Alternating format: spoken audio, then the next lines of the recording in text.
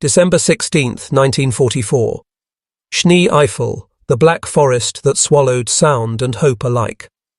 Frost clung to every tree branch like brittle glass, while a dozen Wehrmacht soldiers crouched in frozen earthworks, their breaths clouding into a silence broken only by distant American artillery.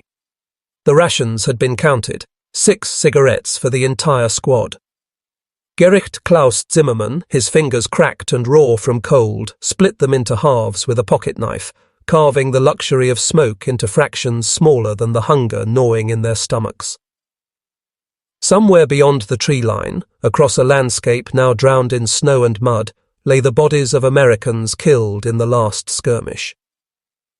Zimmermann had searched one, barely a boy, his face pale as wax. In his pockets were 3 packs of Lucky Strikes, 2 chocolate bars wrapped in foil, and sticks of chewing gum that still carried the faint scent of mint.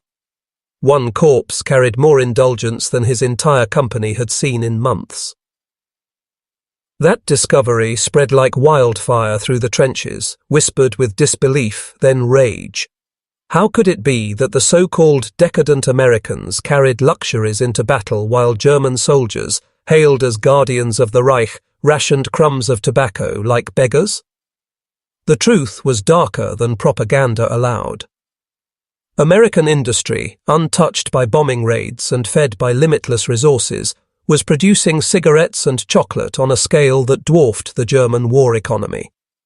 In 1944 alone, US factories churned out 290 billion cigarettes for their armed forces. Hershey's plants operated around the clock, forging 24 million chocolate bars each week solely for soldiers. These numbers were not statistics for generals in war rooms. They were mathematics written in soldiers' pockets, daily proof of abundance versus starvation, morale versus despair. Every battlefield diary that surfaced from meticulously, winter of 1944 carried the same haunting undertone. German soldiers wrote not of tanks or artillery, but of cigarettes missed, of chocolate never tasted, of comfort items that told them more about the coming defeat than maps or orders ever could. For the Reich, rations existed more on paper than in practice. For the Allies, they were delivered with industrial precision, as reliable as bullets. It was in the cigarette breaks between firefights, in the discarded chocolate wrappers scattered across frozen fields, that the psychological war was truly lost. The first German diaries that captured this humiliation weren't meant for propaganda officers, and they certainly weren't meant for history books. They were raw, unfiltered testimonies, confessions scrawled in pencil under candlelight, written by men too exhausted to lie. One such diary, recovered decades later from a farmhouse attic near Monschau, belonged to Gefreiter Wilhelm Krauss, a 19-year-old conscript from Hamburg. His words bleed with disbelief. The Americans carry gum in their pockets as if it were bread. They smoke constantly. They laugh while we freeze. I believe they have forgotten what hunger is. His entry ended with a single sentence underlined twice. They are not like us. They are supplied. That one word, supplied, cut deeper than enemy bullets. It revealed a truth German command tried desperately to conceal. By the winter of 1944, Germany's logistics system was collapsing under the weight of Allied bombing and territorial losses. The Reichsbahn railway network lay shattered. Fuel shortages stranded convoys, and food production had fallen to levels unseen since the starvation winter of 1917.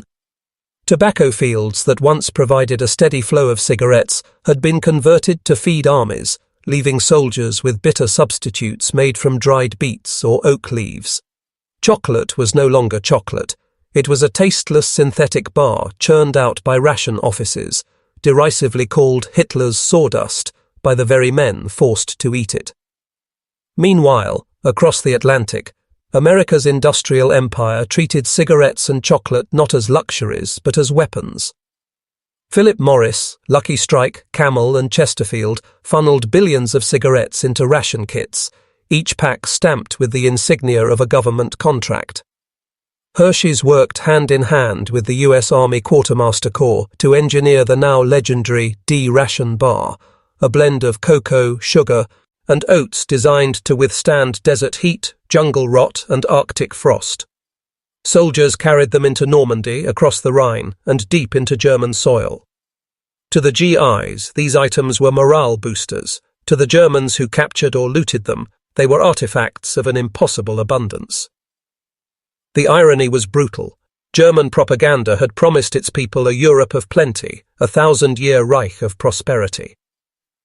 Yet the men at the front discovered, through every American ration they found, that their enemy already lived in that promised future. The wrappers of Lucky Strikes, the foil of Hershey's, the very smell of mint gum. They were not just rations, they were psychological weapons, daily reminders that America fought not only with bullets and tanks, but with an economy so vast that comfort itself could be mass-produced and shipped across oceans. The German front was not held together by ideology alone. Beneath the slogans of Gott mit uns and the speeches of Goebbels, another war was being waged in the shadows, one of survival, barter, and forbidden indulgence. American rations became currency. In the frozen forests of the Ardennes and the crumbling streets of Aachen, captured chocolate bars and cartons of Lucky Strikes held more value than Reichsmarks. Soldiers whispered of entire companies willing to trade a can of Spam or a Hershey bar for favors, for bread, even for silence. Military police tried to stamp it out, but the black market swelled like a wound the Reich couldn't cauterize. In occupied towns, cigarettes smuggled from American POWs or looted from supply dumps sold at prices that defied belief. One Lucky Strike fetched the equivalent of a full day's German pay. Civilians risked execution for trading with the enemy, yet still they came, offering eggs, potatoes, or even family heirlooms in exchange for a taste of the luxuries that war had stripped away. Allied chocolate became the taste of another world, one where hunger didn't stalk every meal. Even officers, draped in their medals and fueled by rhetoric, were not immune. Secret accounts describe Oberst Karl-Heinz Bremer, stationed near Bastogne, who kept a locked desk drawer filled not with military reports, but with American chewing gum and Hershey bars taken from dead soldiers. He rationed them not to his men, but to himself, chewing in silence after meals, the forbidden sweetness lingering like a private rebellion against the very war he was ordered to fight. Diaries from junior officers confess the same hypocrisy. Cigarettes traded in back rooms, Allied chocolate slipped into satchels. Some even admitted they envied the very enemy they were told to despise. Propaganda could not erase the truth. German troops knew the Americans carried with them not just better weapons, but better lives, compacted into ration kits and passed around campfires as casually as bread. Each wrapper, each puff of tobacco, was a reminder that the Reich's promise of plenty had dissolved into ration cards and empty promises. Soldiers learned to read their defeat not on battle maps, but in the taste of ersatz coffee compared to real American cocoa. The war for morale was lost in their stomachs before it was lost on the battlefield. When the front lines shifted and American boots pressed deeper into German soil, the war for hearts and minds was fought not with speeches but with rations. To the starving civilians trapped in ruined towns, Allied food was more than sustenance. It was proof that life beyond the Reich still existed. For the first time in years, children who had grown up under bomb sirens and ration cards tasted real chocolate. To them, it wasn't simply sweet, it was alien. A flavour so foreign and overwhelming that many later described it as a memory more vivid than the thunder of artillery. Accounts from Cologne, Aachen and Essen tell of small crowds gathering near American checkpoints, where soldiers handed out gum and candy to wide-eyed children. One German girl, then 9 years old, recalled years later, "When the Americans gave me chocolate, I thought it was the greatest treasure in the world. For one moment I forgot the war. I forgot we were hungry." Such gestures, trivial to the GIs who carried pockets stuffed with Hershey bars, became acts of silent propaganda more powerful than leaflets dropped from planes. The Reich had promised to shield its people, to deliver victory and abundance, yet its children scavenged through rubble for potato peels. And here came the enemy, men painted as barbarians in German newsreels, distributing sugar and gum with casual generosity. The contradiction was unbearable. For parents, the choice was bitter: accept the enemy's gifts and risk accusations of collaboration, or turn them away and deny their children the rarest of comforts. Most chose the former because no amount of ideology could silence a child's hunger. It was in those moments, when civilians chewed their first sticks of Wrigley's, when foil wrappers glimmered in the grey ruins, that the psychological collapse of the Reich deepened. The war machine had consumed every scrap of resources, but the Americans carried abundance in their pockets. Children, too young to understand politics, instinctively understood the contrast. They saw which side had food, which side had hope, and which side carried a future wrapped in silver foil. In this way, American cigarettes and chocolate became more than ration items. They were tools of conquest, but also of seduction. They told civilians without words that the war was already lost, and they offered a dangerous taste of what life after Hitler might hold, a life sweetened by the very enemy their fathers were still dying to fight. The front was supposed to be defined by fire and steel, but by 1944, survival often hinged on subtler exchanges. Between trenches, across no man's land, and inside makeshift prisoner pens, cigarettes and chocolate became the currency of humanity. Soldiers who were taught to hate and kill one another sometimes found themselves bargaining in whispers, trading death's silence for the taste of something familiar. A haunting account emerges from the Ardennes, where a group of freezing German conscripts, cut off from supply lines, captured 3 American soldiers in a night raid. Instead of executing them, as their officers demanded, the Germans sat them down in a barn. One of the GIs had a nearly full carton of Lucky Strikes hidden under his coat. What followed was not interrogation, but negotiation. The Americans traded cigarettes for bread, chocolate for a lantern to ward off the cold. In the end, when dawn came, the prisoners were released under the cover of darkness, because in that brief, surreal moment, tobacco and chocolate carried more weight than ideology. These stories rarely made it into official reports. They lived instead in diaries, in rumours whispered among soldiers who could not reconcile their orders with their hunger. Allied cigarettes were smoked even in foxholes marked with swastikas. German soldiers sometimes carved tiny notches into rifle stocks, not to mark kills, but to count the American chocolate bars they had managed to secure. For men who hadn't tasted sweetness in months, those notches meant more than medals.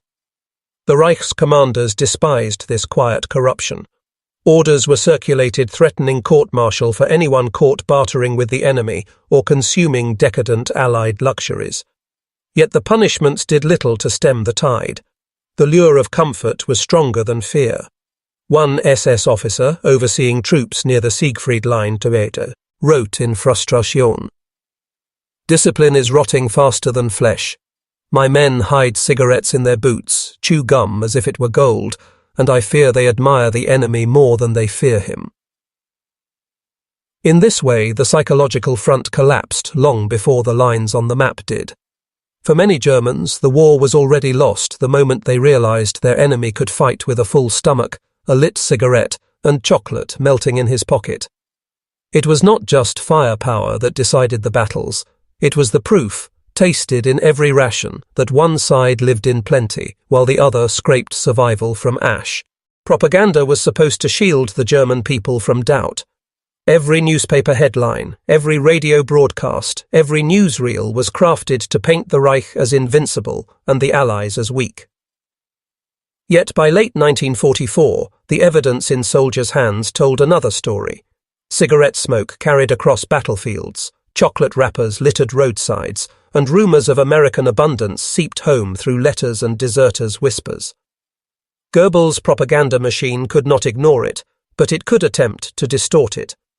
Posters began to appear in German towns, warning civilians that American rations were poisoned and that chocolate handed out by GIs was laced with drugs. Radio broadcasts insisted that American cigarettes carried chemicals designed to weaken German soldiers' strength. Pamphlets accused the Allies of bribing children with sweets to corrupt their loyalty to the fatherland. The narrative was clear. Abundance wasn't a symbol of strength, it was a weapon of deception. But for those who had tasted the truth, such claims rang hollow. Civilians knew the difference between starvation bread and real chocolate. Soldiers who had smoked genuine American tobacco could never mistake it for the bitter ersatz substitutes the Reich distributed, and so propaganda became a hollow performance, a theatre of denial. The more the regime warned against Allied luxuries, the more desirable those luxuries became. The very act of prohibition made them symbols of defiance, tokens of a life beyond war. Some German officers recognized the danger. Secret reports to Berlin complained that morale was collapsing, not only because of battlefield defeats, but because soldiers were openly comparing their rations to those of the enemy.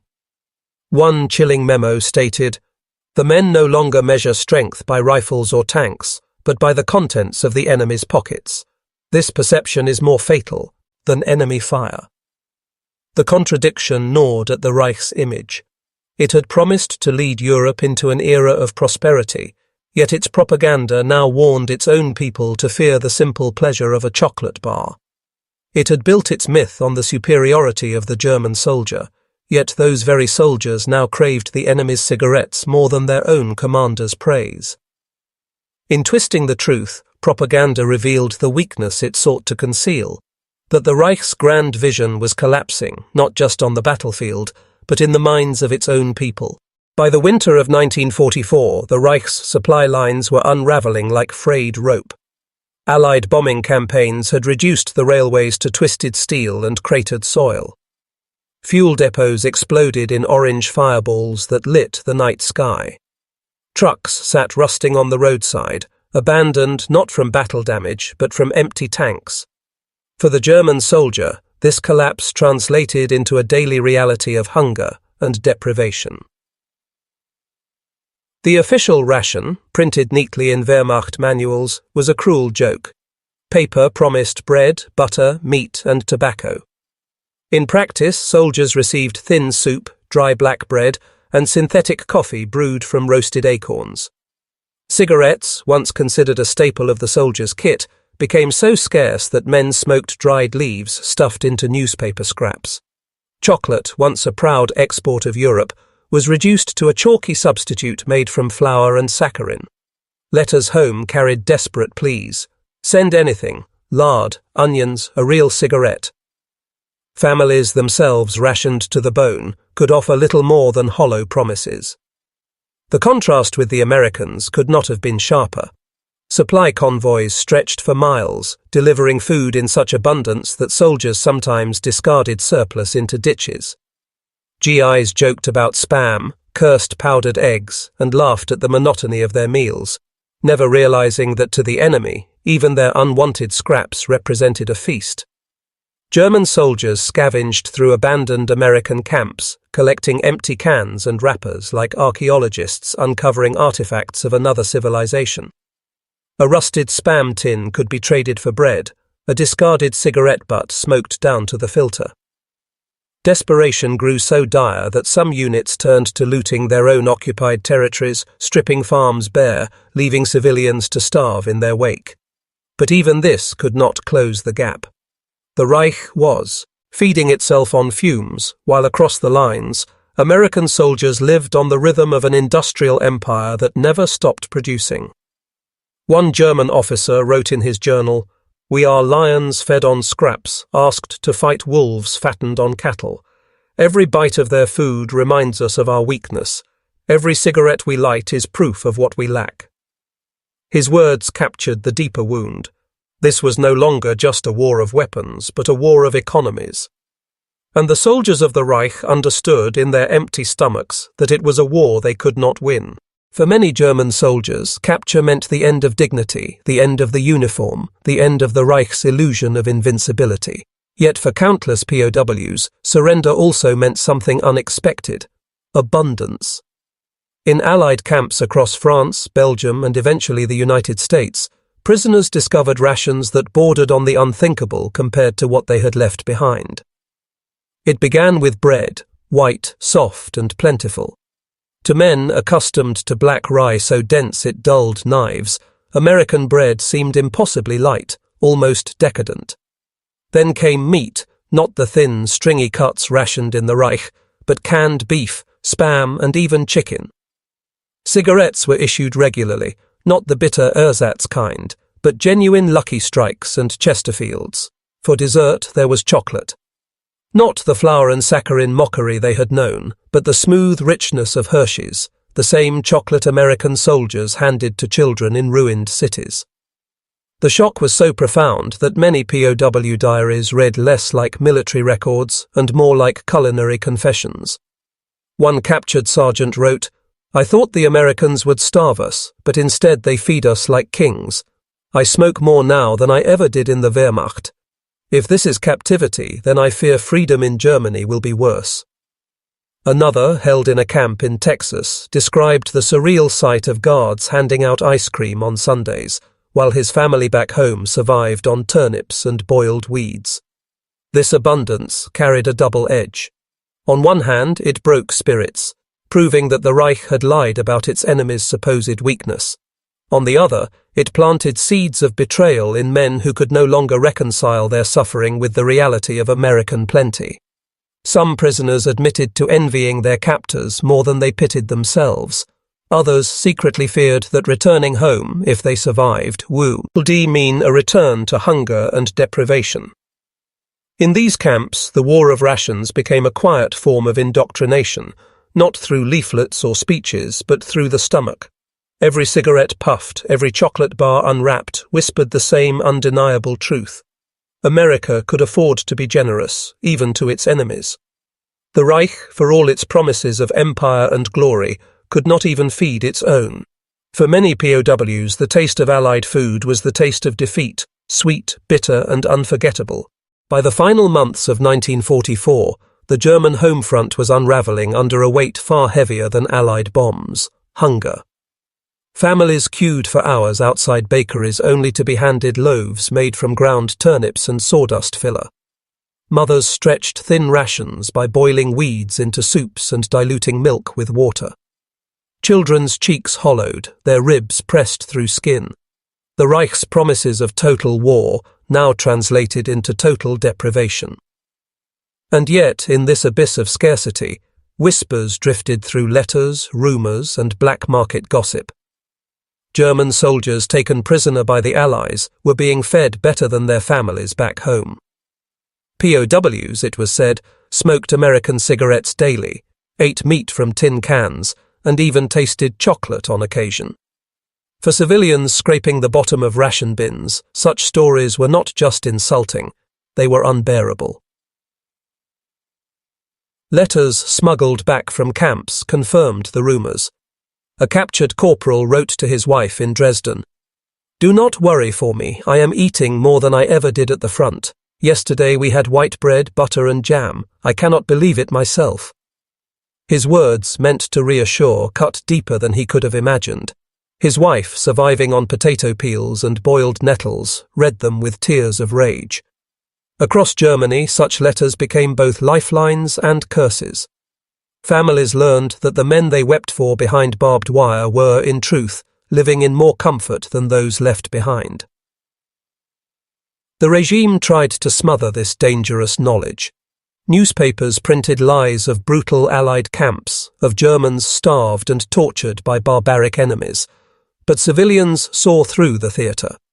They compared the propaganda to the whispered testimonies of returned soldiers and sensed the widening crack in the Reich's narrative. Trust eroded, not in a sudden collapse, but in the slow, grinding realization that their leaders could not even feed their children while the enemy fed their prisoners. The bitterness ran deep.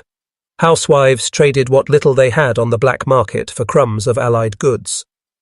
Children who once prayed for victory now begged for chewing gum from occupying soldiers. Hunger didn't just weaken bodies, it broke loyalties. It hollowed out faith in the Reich more efficiently than bombs shattered its cities. And so, in the kitchens of ruined homes, as mothers stirred thin soups over dying embers, a silent rebellion brewed. The war was no longer about maps or borders, it was about who could fill a stomach. And in that war, the Reich was already defeated. The Americans understood something the Reich never grasped. War was fought not only with tanks and artillery, but with perception. A soldier's morale could be broken as surely by hunger as by bullets, and a civilian's loyalty could be reshaped by a single taste of sweetness. By late 1944, Allied commanders began to wield this knowledge with precision. Cigarettes and chocolate were no longer just rations, they were tools of war.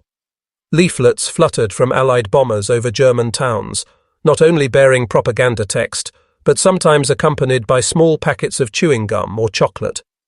To the starving population below, these were not mere tokens, they were revelations. American generals understood that every bar of Hershey's handed to a German child carried more weight than 1,000 speeches about democracy. Every lucky strike lit by a German prisoner was a spark that burned the Reich's myth of superiority. Psychological warfare units even studied how civilians reacted to gifts of food. Reports noted how quickly German children overcame fear to accept candy from American soldiers, and how their parents, though ashamed, allowed it. One internal memo read, "Our rations speak louder than our leaflets. The people taste America in every bite." At the front, cigarettes were deployed in subtler ways. Allied units deliberately abandoned excess rations in areas they knew the retreating Germans would pass through.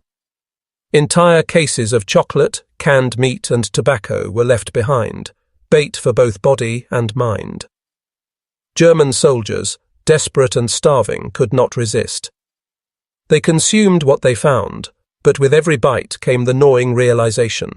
Their enemy was so well supplied, he could afford to leave treasure in the mud. The psychological blow was devastating. To fight an enemy who seemed invulnerable was one thing.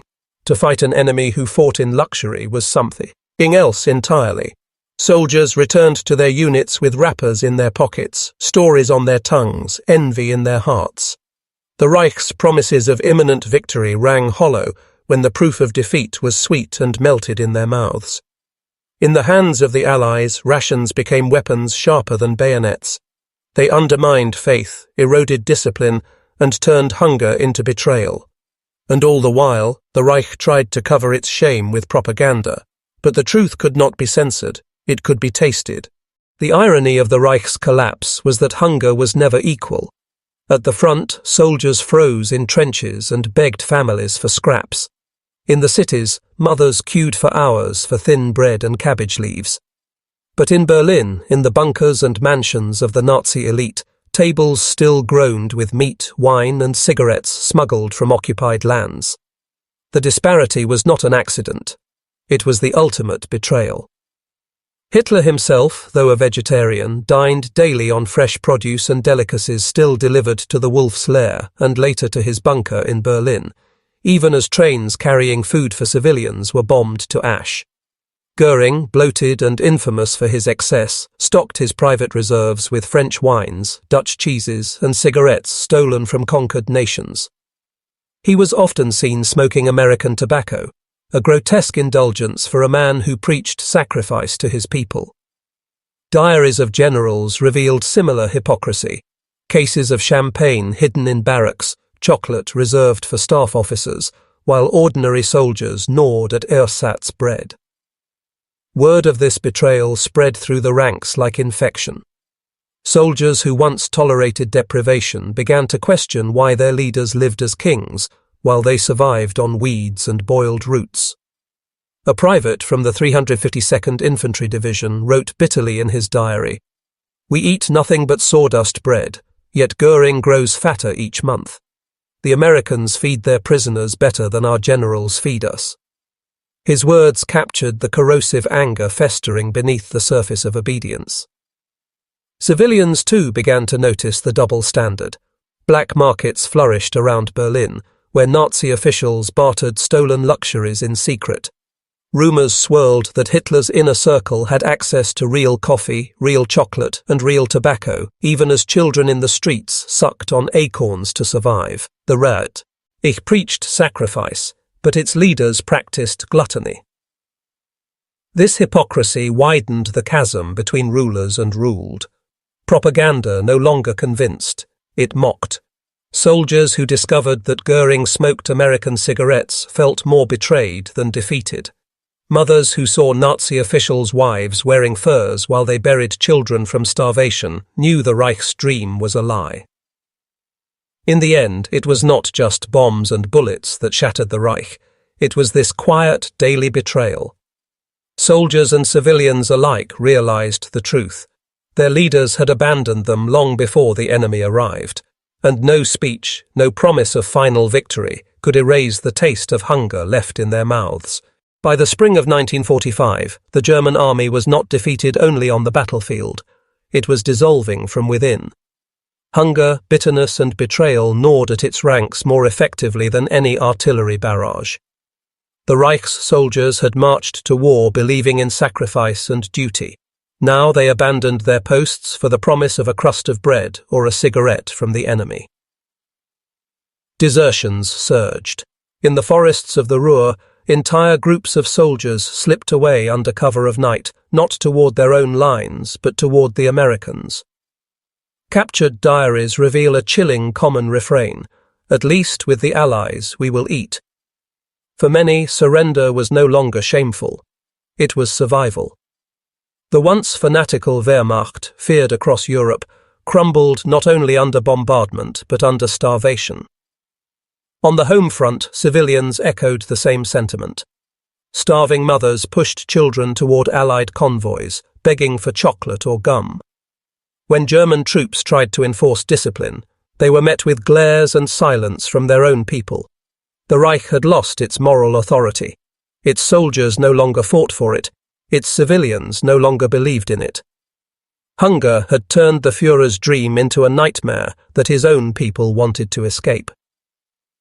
The Allies recognized this collapse and pressed the advantage. Psychological warfare intensified. Cigarettes were traded for information, chocolate for cooperation. In many villages, the first gesture of surrender was not a white flag, but a child chewing gum given by an American soldier. The Reich's grip had been severed at the most human level, through the stomach. Even within the bunker in Berlin, Hitler raged at reports of surrender, calling his soldiers cowards. But the truth was undeniable. The army was not defeated in a blaze of glory, but in a slow erosion of faith.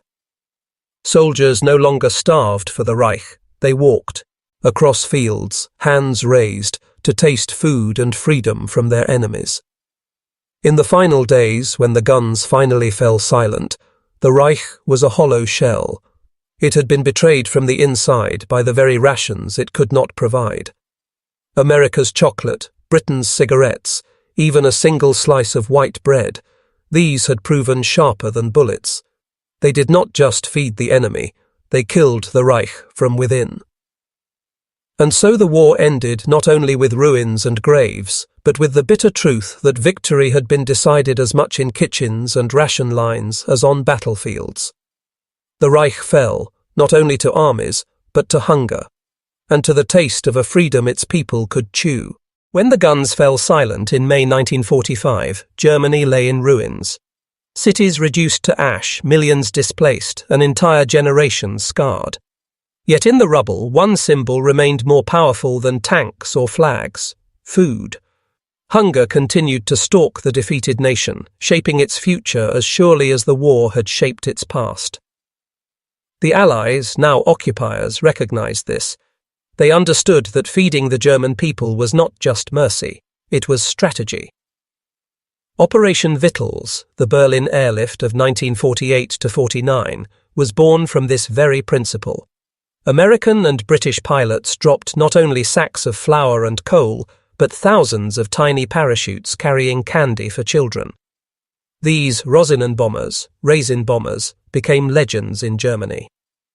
To a generation of starving youth, chocolate falling from the sky was not just sweetness, it was salvation. The irony was cruel. The same rations that had helped defeat the Reich were now the foundation for rebuilding trust between former enemies. Cigarettes became a shadow currency in the black markets of occupied zones. Chocolate bars served as peace offerings between conquerors and conquered. America's abundance was no longer just a weapon. It was a promise of a new world. But memory lingered. Survivors of the war never forgot the taste of ersatz bread, the humiliation of boiling grass for soup, the bitterness of watching Nazi officials gorge themselves while children starved. Hunger had branded itself into the German psyche. For decades, even as supermarkets overflowed, families whispered warnings to children: never waste food, you do not know what hunger is. Historians often say the war was won with steel, oil, and blood. Yet in truth, it was also won with sugar, tobacco, and calories. Chocolate became a quiet conqueror. Cigarettes lit the way for surrender. Bread became a dividing line between despair and hope. The story of the ration war days did not end with the Reich's collapse. It lived on in the way nations fed, starved, or rebuilt each other. Food had proven itself not only as fuel for armies, but as the most powerful weapon of the 20th century. And long after the echoes of artillery faded, the memory of hunger remained sharper than any bayonet, shaping a generation that had tasted both starvation and liberation in every bite. The defeat of the Reich was not the end of the ration war, it was its beginning. What the Allies learned in World War II became doctrine for the next half-century. Food could win hearts and minds faster than bullets. As Europe rebuilt, the Cold War dawned, and both East and West weaponized hunger and abundance in their struggle for dominance. In the West, America poured billions into the Marshall Plan, filling ships with wheat, milk powder, and canned goods bound for a starving continent. To desperate civilians, these supplies were more than aid. They were a promise of stability. Bread, once rationed, became plentiful again. Chocolate bars returned to shop shelves. Cigarettes flowed through markets. For many Europeans, the taste of post-war abundance was inseparable from the American flag stamped on sacks of grain.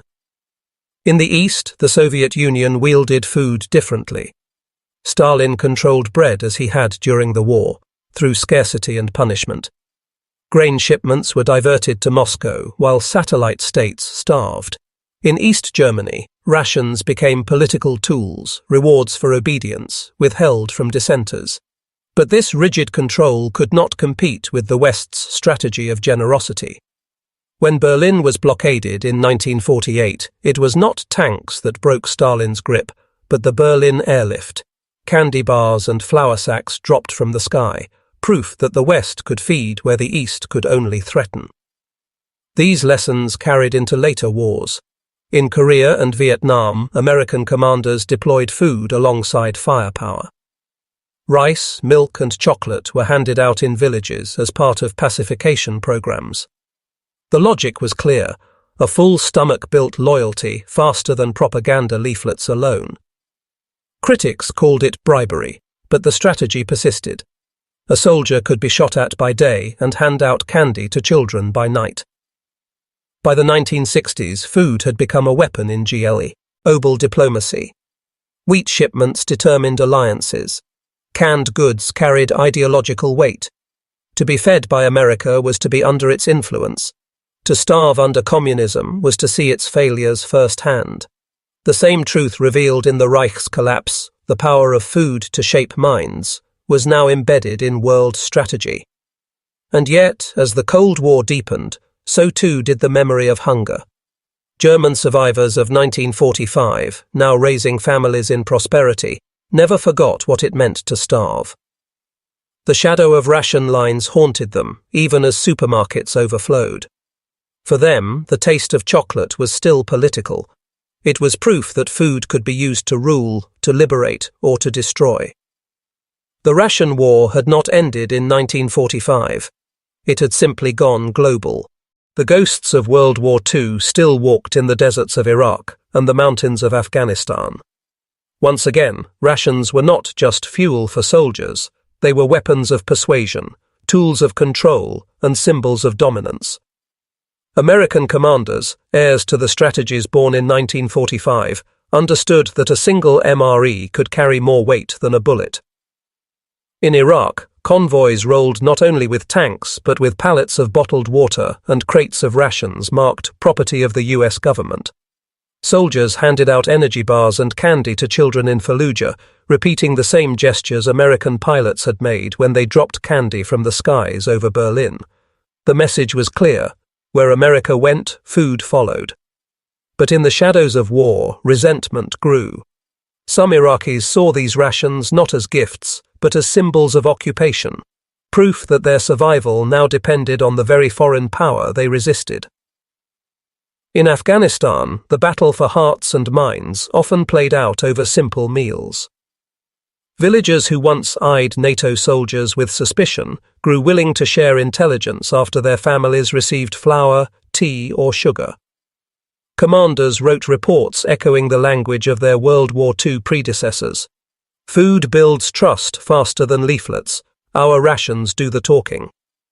Yet the Taliban too understood this. They distributed bread and fuel in areas under their control, mimicking the old Nazi tactic of promising sustenance in exchange for loyalty. The war within a war was fought over who could feed better. Meanwhile, on the global stage, food became the backbone of a new kind of warfare: sanctions. Nations no longer needed bombs to break their enemies. They could cut off trade, starve economies, and squeeze populations into submission. From North Korea to Iran, the same principle applied. Hunger weakens faith, empties resolve, and turns people against their rulers. Just as in the Reich, when the people starve while their leaders live in comfort, loyalty cracks. What began in the ration lines of 1940s Germany had become a universal truth of modern power: control food and you control people. America's chocolate bars, Soviet bread lines, NATO water bottles, UN food convoys, economic sanctions, all of these were echoes of the same revelation. Hunger was more than suffering. It was leverage. And so the ration war never truly ended. It evolved. From Berlin to Baghdad, from Stalingrad to Kandahar, the battlefield stretched from trenches to kitchens, from supply lines to dinner tables. The war for hearts, minds, and stomachs continues, proving again and again that the simplest truth of power is the oldest. Those who can feed will always rule those who cannot. The story of the Second World War is often told through steel and fire: tanks grinding across Europe, bombers blotting out the sky, artillery tearing cities into rubble. But hidden beneath the thunder of battle was a quieter, deadlier war. A war fought not with bullets, but with bread. Not with tanks, but with chocolate. Not with propaganda speeches, but with cigarettes passed through barbed wire. It was hunger that bent armies to their breaking point. Hunger that hollowed out the Reich from within. Hunger that turned German soldiers into deserters and civilians into skeptics. For all of Hitler's speeches and Goering's boasts, the truth was written in empty stomachs and the bitter taste of ersatz bread. The Reich lost not only on the battlefield, but in the kitchens of its people, where mothers boiled weeds for soup while their leaders feasted. The Allies understood this. They wielded abundance as a weapon sharper than steel. A Hershey bar dropped from the sky could do what 1,000 leaflets could not. It could plant hope. A Lucky Strike cigarette handed to a starving prisoner could fracture loyalty to a regime that had promised glory, but delivered only hunger. These small tokens, sweet, smoky, ordinary, became symbols of something larger than victory. They became proof of a world that could feed where the Reich could only starve. And when the war ended, the lesson endured. The ration war did not fade with the ashes of Berlin. It shaped the Cold War, the Berlin airlift, Vietnam, Iraq, Afghanistan, and every sanction that followed. The battlefield had expanded, but the truth remained the same: control food and you control destiny. In the end, history reminds us of a bitter irony. The mightiest empires did not fall only to guns or bombs. They fell when they could no longer feed their people. Hunger toppled dreams of conquest. Chocolate and cigarettes rewrote the fates of nations. So the next time we speak of war, we must remember, battles may be fought with weapons, but wars are won or lost in the stomach. And in that quiet war, fought in ration lines and kitchens, lies the truest secret of victory.